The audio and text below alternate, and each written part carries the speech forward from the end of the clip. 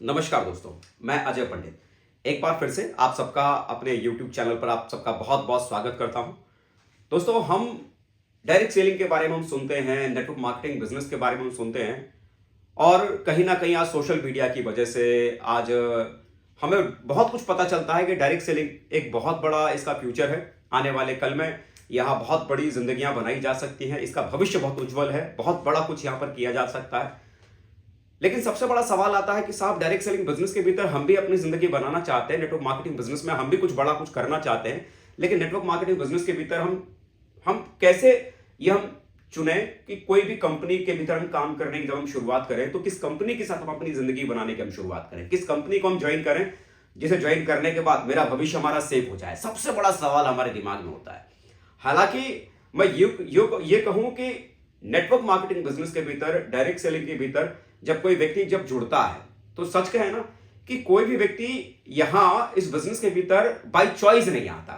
मतलब ये सोच के नहीं आता कि साहब मैं किसी बढ़िया सी नेटवर्क मार्केटिंग कंपनी को मैं ज्वाइन करूंगा और इसमें मैं इतिहास बनाऊंगा, कुछ बड़ा काम करके दिखाऊंगा। उसके ख्यालों में या उसके रिसर्च में कभी ऐसा कुछ नहीं होता कि कोई आदमी सोच समझकर डायरेक्ट सेलिंग बिजनेस के भीतर जुड़ता है।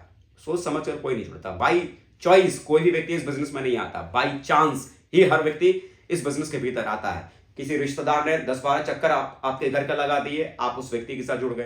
कोई आपका मिलने वाला था, कोई पहचान वाला था, कोई पड़ोसी था जो आपसे थोड़ा परिचय था, उन्होंने 2-4 बार आकर आपको इस बिजनेस के बारे में समझाया और आप उनसे पीछा छुड़ाने की वजह से आप जुड़ गए।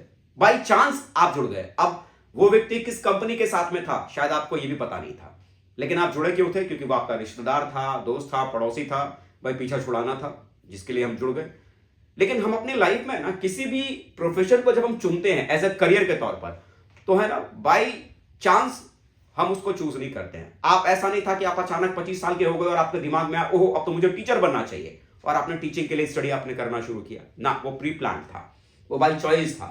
जब आप हाई स्कूल में थे, जब आप इंटर में थे, तब आपने डिसाइड किया था कि आने वाले कल में मैं फ्यूचर में मैं टीचर बनूंगा। आपने 12th के बाद ग्रेजुएशन किया, बीएड किया, अल्टीमेटली आपने बीटीसी किया, उसके बाद आपने टीचर बनने की तैयारी की। आपने 12th में जब थे, हाई स्कूल में थे, जब आपने डिसाइड किया था कि मैं इंजीनियर बनूंगा, 10+2 में जब आपने सब्जेक्ट चूज किए थे तो फिजिक्स, केमिस्ट्री, मैथ के साथ आपने अपनी 12th की पढ़ाई की, इंजीनियरिंग के एंट्रेंस दिए और अल्टीमेटली आप इंजीनियरिंग कॉलेज में आप पढ़े। 4 साल बाद आप बीटेक करके आप इंजीनियर बनकर वहां से निकले। आपने हाई स्कूल में डिसाइड किया था साहब कि मैं डॉक्टर बनूंगा। आपने 10+2 के भीतर आपने फिजिक्स, केमिस्ट्री, बायोलॉजी के साथ आपने 11th और 12th आपने पास आउट किया था। मेडिकल के एंट्रेंस क्वालिफाई किए थे। 6 साल आपने मेडिकल एमबीबीएस की पढ़ाई की थी, तब कहीं नाम के आगे डॉक्टर लगा था। उसके बाद एमएस आपने किया, तब कहीं जाकर आप सर्जन बने, स्पेशलिस्ट बने आप उस प्रोफेशन में।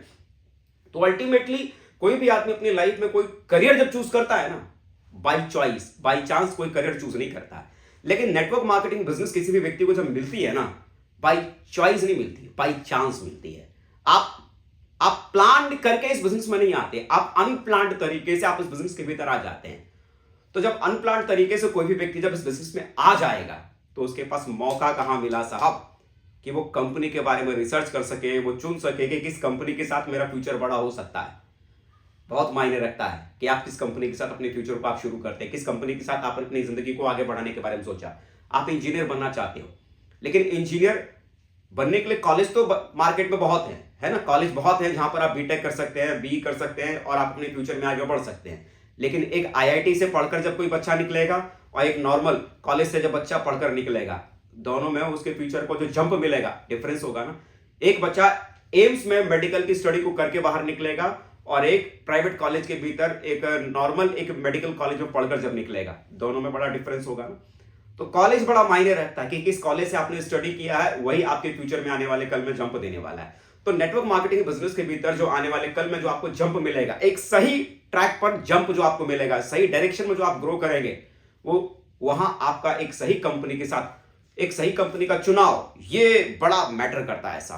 तो आज मैं यही बताने वाला हूं कि कैसे नेटवर्क मार्केटिंग बिजनेस के भीतर एक सही कंपनी को आप चुन सकते हैं। सही कंपनी को चुनने के लिए किन किन चीजों पर आपको फोकस करना जरूरी है, किन बातों का ध्यान देना जरूरी है, कौन सी कंपनी को चुने जिस कंपनी को चुनने के बाद नेटवर्क मार्केटिंग बिजनेस के भीतर आपका फ्यूचर सेफ हो सकता है। तो यहां 3 चीजों के बारे में बात करूंगा आपसे कि एक सही कंपनी के भीतर 3 खूबियां होनी चाहिए। वो खूबियां अगर है तो आप उसके साथ आप शुरुआत कर सकते हैं। सबसे पहली खूबी कि किसी भी कंपनी को चूज करने से पहले एक चीज आपको समझना पड़ेगा कि 2016 के गवर्नमेंट के रूल के अकॉर्डिंग हमारे हिंदुस्तान में कोई भी डायरेक्ट सेलिंग कंपनी अगर हमारे हिंदुस्तान में अगर काम करती है तो उसे मिनिस्ट्री ऑफ कंज्यूमर अफेयर के साथ में रजिस्टर्ड होना कंपलसरी है। उसके रूल्स और रेगुलेशंस को फॉलो करना मैंडेटरी है, जरूरी है।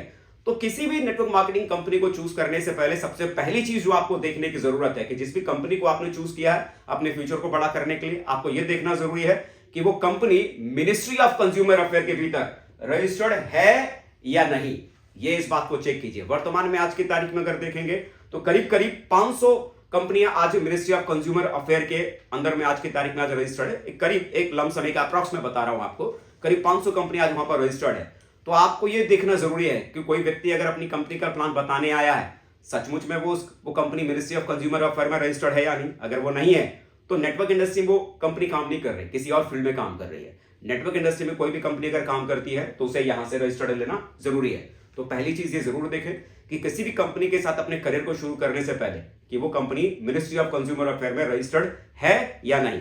और दूसरी जिस चीज के ऊपर आपको फोकस करना है कि नेटवर्क मार्केटिंग बिजनेस के भीतर, डायरेक्ट सेलिंग बिजनेस के भीतर ऐसी कंपनी को चुने अपने फ्यूचर को बनाने के लिए इस फील्ड में जो कम से कम वो कंपनी 10 साल पुरानी होनी चाहिए। 10 साल। क्यों मैं ऐसा कह रहा हूं? जैसे कि जरा सोच के देखिए, कोई कंपनी है जो पिछले 2 महीने पहले शुरू हुई है, 6 महीने पहले शुरू हुई है, 1 साल पहले शुरू हुई है, 1.5 साल 2 साल पहले शुरू हुई है।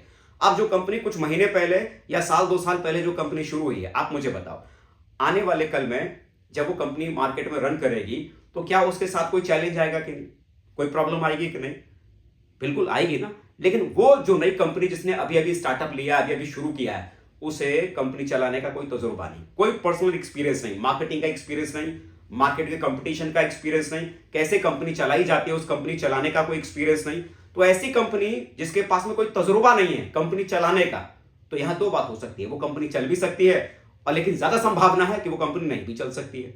अब वहां उस कंपनी के साथ जो लोग जुड़े हैं, जो काम कर रहे हैं, उनका फ्यूचर किस बात पर डिपेंड करेगा कि अगर वो कंपनी चल गई तब तो उस कंपनी के साथ काम करने वाले लोगों का भविष्य भी चल पड़ेगा। लेकिन अगर वो कंपनी ना चल पाई तो उस कंपनी के साथ काम करने वाले लोगों का फ्यूचर भी नहीं चल पाएगा। तो ये चीज जरूर आप देखें कि अगर कोई कंपनी जो पिछले 10 साल से मार्केट में काम कर रही है, 10 साल से वो बाजार में मार्केट में है, वो कंपनी मार्केट में रन कर रही है, तो 10 साल कोई कंपनी जब चल जाती है तो इसका मतलब उसने अच्छे और बुरे हर तरह के दिन उस 10 साल में उसने देखा होगा, उसके पास हर तरह का तजुर्बा उसके पास में होगा। और जो तजुर्बेकार कंपनी है जो 10 साल से चल रही है, उसकी पूरी संभावना है कि आगे भी वो कंपनी चलती रहेगी, है ना, पूरी संभावना उस कंपनी के साथ में रहेगी। तो निहायत इस बात को जरूर आप चेक कीजिए कि किसी भी नेटवर्क मार्केटिंग कंपनी के साथ अपने करियर की अगर आप शुरुआत कर रहे हैं तो ऐसी कंपनी को चुनें जो कम से कम 10 साल पुरानी हो। और तीसरी जिस खूबी की मैं बात करता हूं कि किसी भी नेटवर्क मार्केटिंग कंपनी को चूज करने से पहले एक चीज आप जरूर देखिए कि ऐसी कंपनी को चुनें जिस कंपनी के पैरेलल में कोई ना कोई एक एजुकेशन सिस्टम जरूर काम करता हो। मैं ऐसा क्यों बोल रहा हूं? क्योंकि एक बात को आप समझिए और एक बात को जरा गहराई से आप जरा देखिए कि कोई भी व्यक्ति जब डायरेक्ट सेलिंग बिजनेस में आता है तो आप मुझे बताओ, पहले से ही मार्केटिंग करना तो जानने वाले जो लोग हैं, जिनके पास मार्केटिंग करने का तजुर्बा है, मार्केटिंग की डिग्री है, या पहले से 5 साल 10 साल 15 साल किसी भी चीज की वो मार्केटिंग कर चुके हैं, जिनके पास मार्केटिंग का एक्सपीरियंस है, ऐसे कितने % लोग नेटवर्क मार्केटिंग बिजनेस में आते हैं? सच कहूं तो शायद 1 या 2 या 3% ऐसे लोग होते हैं जो पहले से मार्केटिंग को जानते हैं, या जिनके पास मार्केटिंग की नॉलेज होती है, या जिनके पास मार्केटिंग की डिग्री होती है, वो इस फील्ड में आते हैं। तो इसका मतलब 100 में से अगर 3% भी अगर मैं रेशियो अगर मैं निकालूं तो 100 में से 3 लोग जिनके पास मार्केटिंग का एक्सपीरियंस है या मार्केटिंग की डिग्री है, वो तो इस फील्ड में कामयाब हो जाएंगे। लेकिन बाकी जो 97 लोग जो बच गए, उनका क्या होगा साहब? क्योंकि उनको तो मार्केटिंग का एम नहीं पता, उन्हें तो ये नहीं पता कि कैसे लोगों से मिलना है, कैसे लोगों से बात करना है, कैसे लोगों को समझाना है, क्या समझाना है, कैसे समझाना है, क्या पहनना है, क्या नहीं पहनना, उन्हें तो कुछ भी नहीं पता, मार्केटिंग के बारे में कुछ भी नहीं जानते। और ज्यादातर लोग, ये 97% लोग जो ज्यादातर बिजनेस जुड़ते हैं, वो एवरेज होते हैं, नॉर्मल होते हैं, जिन्हें मार्केटिंग से कोई लेना देना नहीं।